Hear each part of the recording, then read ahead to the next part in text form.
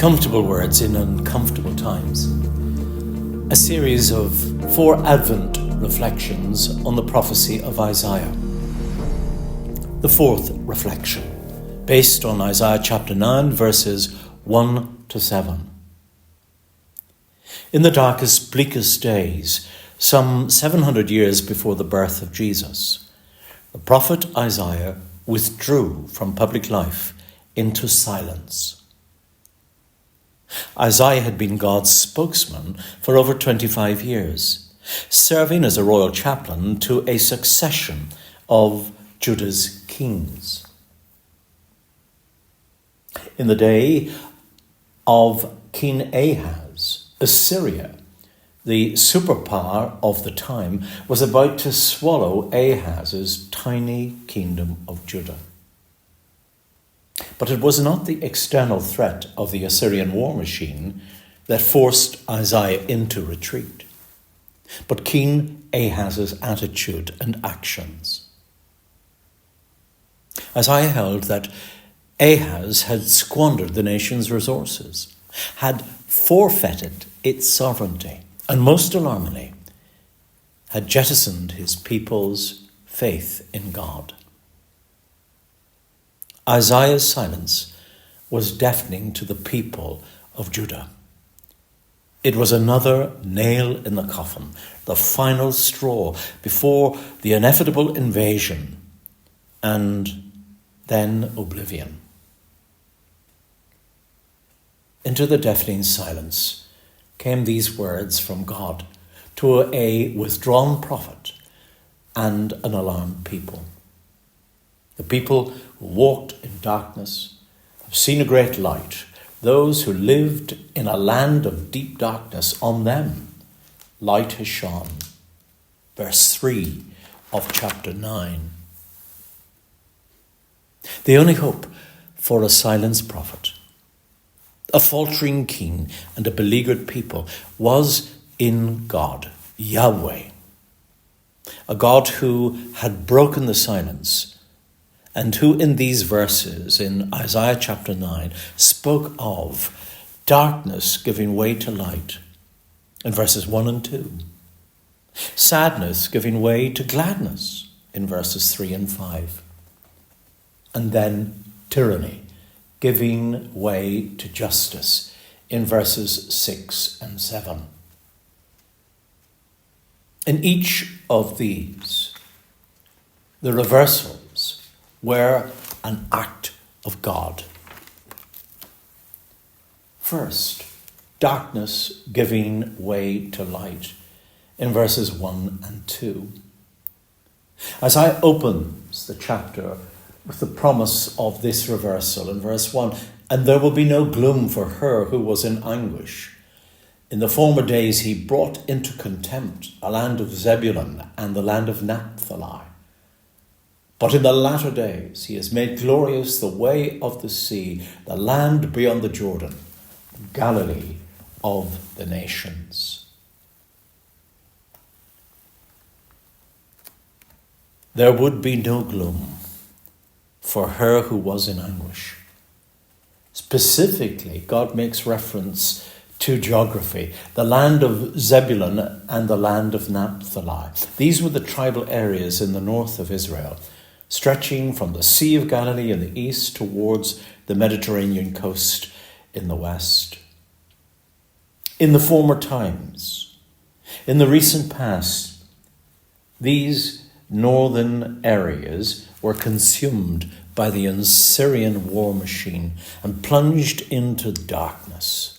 But in a time to come, in a latter time, darkness would give way to light. Darkness giving way to light is the first reversal in this prophecy.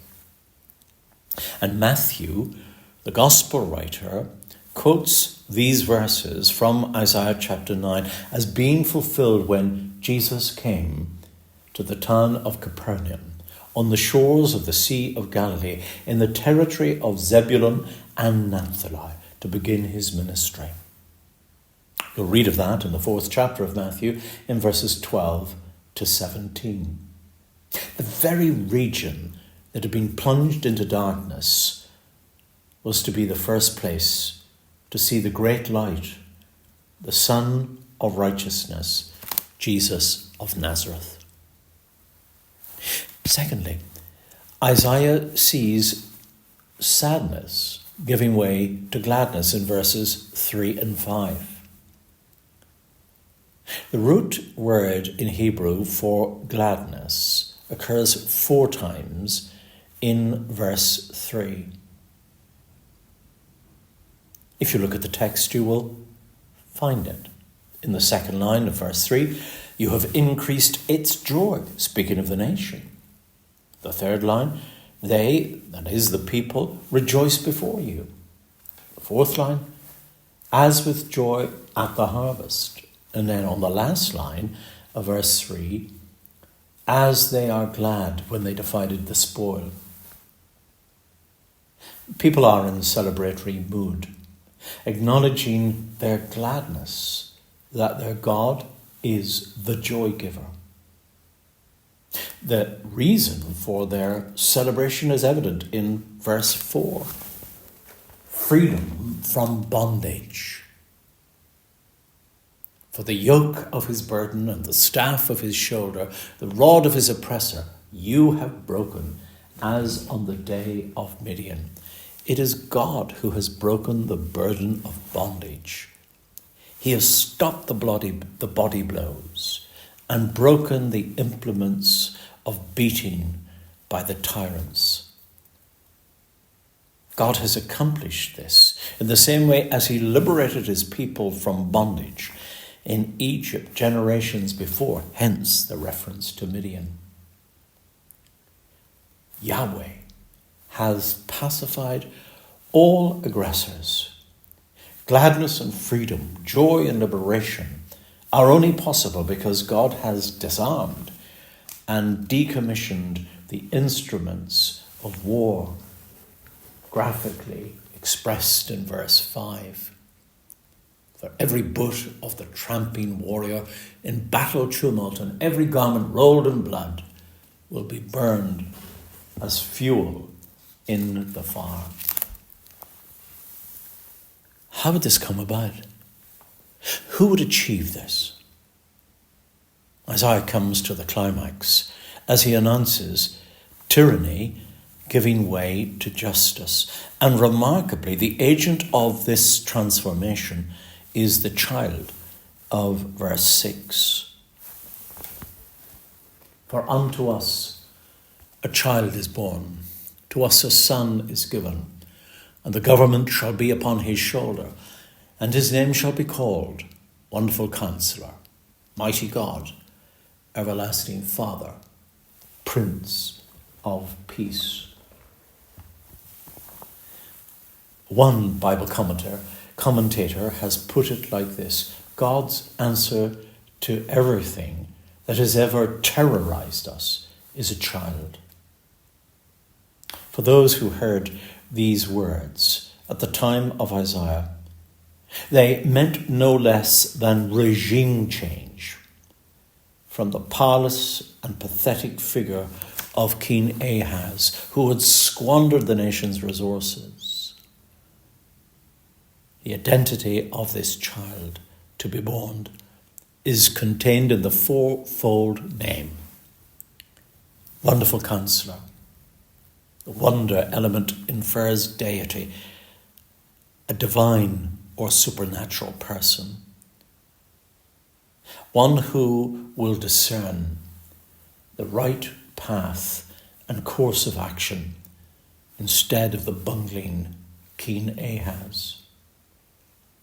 This child is also called the Mighty God, a warrior who will protect his people from tyranny and tyrannical regimes like the Assyrians.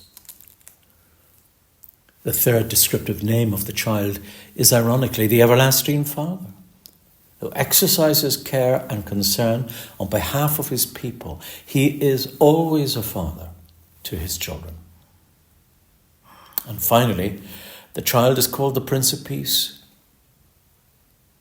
This is not an inner peace in a troubled world, but a protective peace in a nasty, brutal world. And that peace only comes when the enemy is defeated and victory won. And Isaiah concludes this part of his prophecy by describing the child's rule in verse 7. Of the increase of his government and of peace there will be no end, on the throne of David and over his kingdom, to establish it and to uphold it with justice and with righteousness. From this time forth and forevermore, the zeal of the Lord of hosts will accomplish this. His government will be final. There will be no end. The government will be a throwback to David's kingdom. His government will be built on justice. And in the last line in verse 7, Isaiah underlines the passion that will make this all happen. The zeal of the Lord of hosts will do this. Isaiah wants his readers to know that this may seem unbelievable, but it's not only credible, it is certain. And all of this in the face of King Ahaz's trembling and timid regime, which was tottering on the brink before the might of Assyria.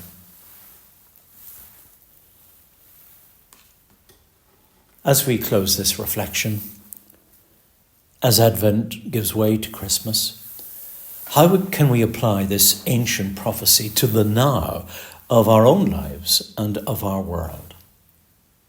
3 things to consider in conclusion. Light.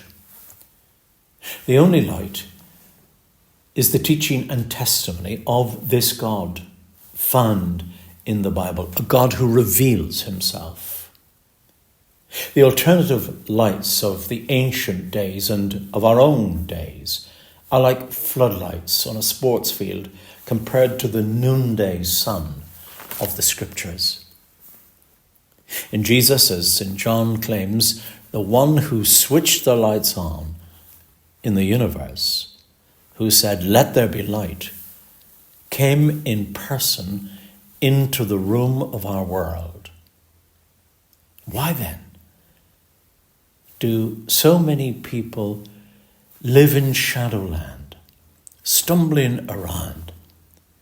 Why seek to live by your own light when Jesus, the true light, has come? Live in the full glory of the light of Christ. Joy. This year, 2023, has not been joyful by any stretch of the imagination. There have been some dreadful things, some awful things happened this year.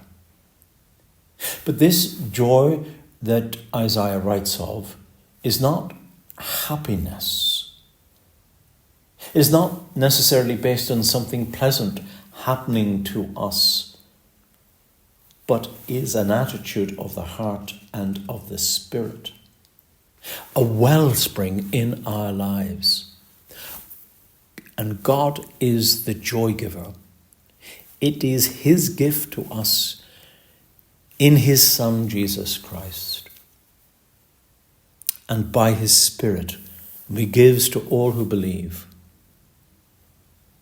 And in spite of the prevailing circumstances of our own lives and of the world at this time, Jesus Christ is and can be our joy, our wellspring, the ultimate Christmas gift to us, given by God, and to be received and to be believed by faith.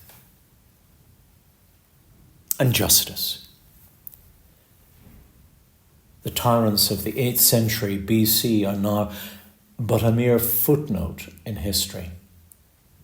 But tyranny is very much evident in our contemporary world, and it takes so many forms.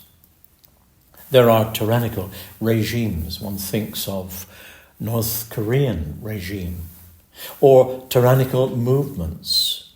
The Taliban in Afghanistan spring to mind, and tyrannical influences which seek to rewire our world and rewire our mind. The social media giants do such a thing. There seems to be no end to tyranny. The end of our world's dark night will come when the child of Isaiah chapter 9, the child of Bethlehem, Jesus Christ, returns. His second coming, second advent, will put things right and do away with tyranny and wrong.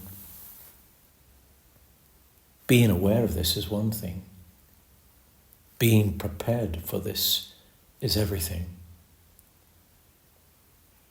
Jesus Christ is our only place of safety and security in our tyrannical world.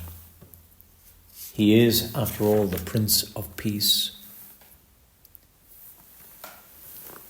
These words were written in the 19th century by Lewis Hensley and form one of the great hymns of the church.